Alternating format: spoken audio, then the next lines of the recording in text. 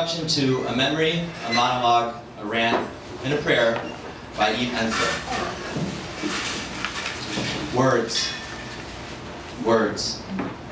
This book is indeed about words. Speaking the unspoken. Speaking the spoken in a new and viable way.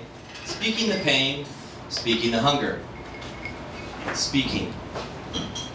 Speaking about violence against women, not because it is the only issue, but because it is an issue that lives smack in the middle of the world and is still not spoken, not seen, not given weight or significance.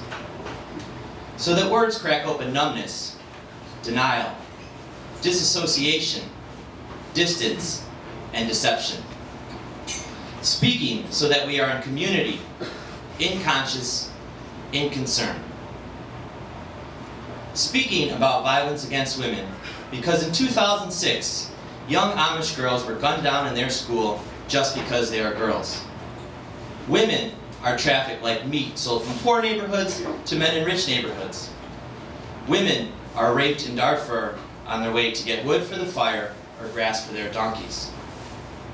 Today, women are burned, mutilated, stoned, dismissed, undone, refused, and silenced. Speaking about violence because in early November 2006, the President of Israel stepped down after being accused of rape and harassment, and a cleric in Australia blamed uncovered women for getting raped.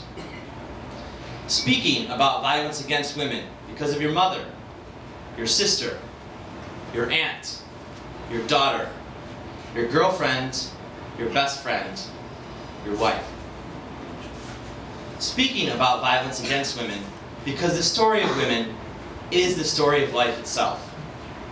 In speaking about it, you cannot avoid speaking about racism and domination, poverty and patriarchy, empire building, war, sexuality, desire, imagination.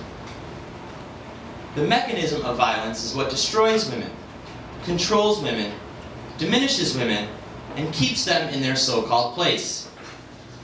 Speaking about the violence, telling the stories, because in the telling, we legitimize women's experience.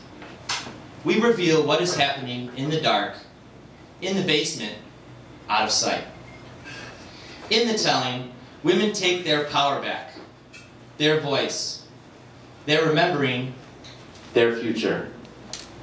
As part of a 2-week Until the Violence Stops festival, held in New York City in the summer of 2006, we asked a group of remarkable writers to contribute memories, monologues, rants, and prayers on the subject of violence against women. We envisioned a pivotal event in which these monologues would be performed by great actors. We thought maybe 10 or 20 would respond. We were overwhelmed with contributions. Each writer brought something so specific, so original, so Edward Albee, it could only be Edward Albee. So Alice Walker, it could only be Alice Walker. So Aaron Cressida Wilson, so Michael Eric Dyson. We need writers in these terrible times of deception and manipulation and sound bites and half-investigated truths. In these times when the lust for power has trumped the hunger for justice. In these times of evildoers and saints. We don't have many real leaders. We don't have many politicians we can trust. But we can trust writers.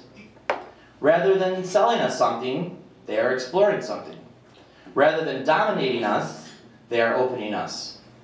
Rather than winning or having a position, they are inviting us to ask questions.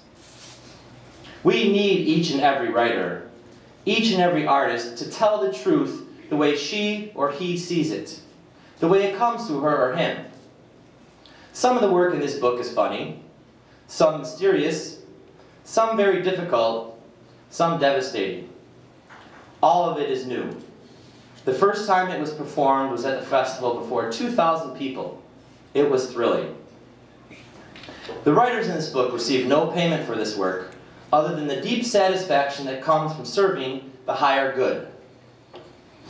The proceeds and writers' royalties from the sale of a memory, a monologue, a rant, and a prayer will benefit V-Day. I thank these great playwrights, poets, journalists, visionaries for the gift of this book. And I thank you, the listener, for taking this journey.